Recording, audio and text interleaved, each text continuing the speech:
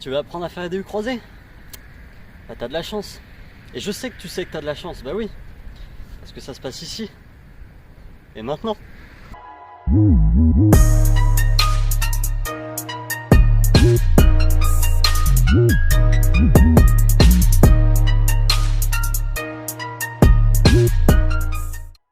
Messieurs, dames, bien le bonjour. Aujourd'hui, nous allons parler des DU croisés. Et j'ai une bonne et une mauvaise nouvelle pour vous. La bonne, c'est que une fois que vous aurez vu cette vidéo, vous aurez toutes les cartes en main pour apprendre à faire les DU croisés bien comme il faut et épater la galerie. La mauvaise, c'est que, durant votre apprentissage, il y a de fortes chances que vous vous fouettiez un bon petit paquet de fois. Comme vous le voyez à l'image, il en existe 3 variantes classées de gauche à droite, de la plus simple à la plus compliquée. Et on va commencer tout de suite avec la variante la plus simple. Ok, on est parti. Donc, pour cette première variante, sur chaque saut, le premier tour se fait avec les bras en position ouverte, ou si vous préférez, décroisés, et le second tour se fait avec les bras croisés. Comme d'habitude, je commence par vous montrer ce qu'il ne faut pas faire.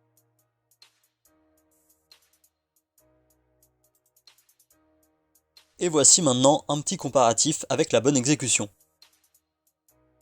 En bref, ce qu'il faut, c'est éviter de fléchir les genoux et de trop vous pencher vers l'avant. Et pour ça, le mieux à faire, c'est d'être bien gainé, de bomber le torse au maximum et d'avoir le regard droit devant vous. Maintenant, je vais vous donner 2 petits exos pour vous y entraîner.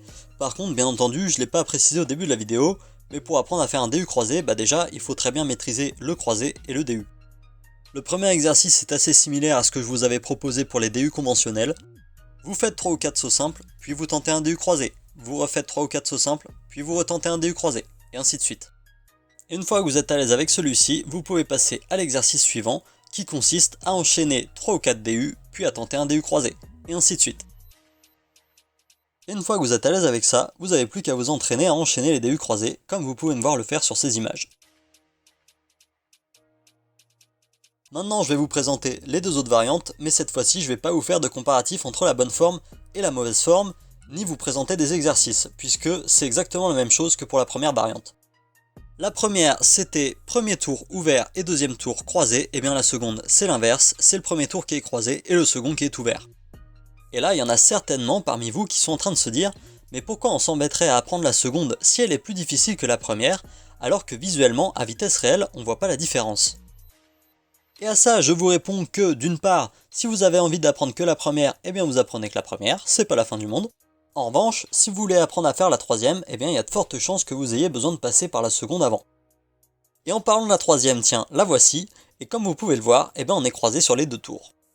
Bon, comme je l'ai dit au début de la vidéo, celle-ci, c'est clairement la plus compliquée, et en plus, je sais pas ce que vous en pensez, mais pour moi ça ressemble pas à grand chose. Mais heureusement pour nous, il y a quelque chose d'assez simple à faire pour que ça ait plus de gueule, c'est d'enchaîner un DU normal et un DU croisé continuellement.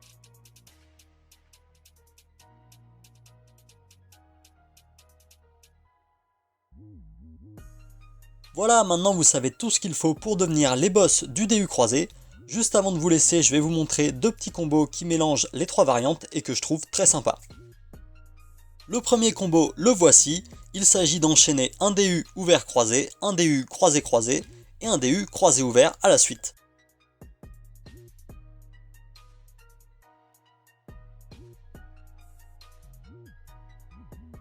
Et pour finir le second combo, on commence avec un DU croisé ouvert, on enchaîne sur un DU croisé croisé et un DU ouvert croisé.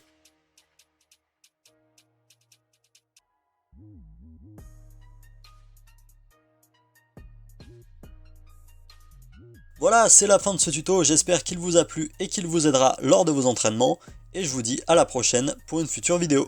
Ciao!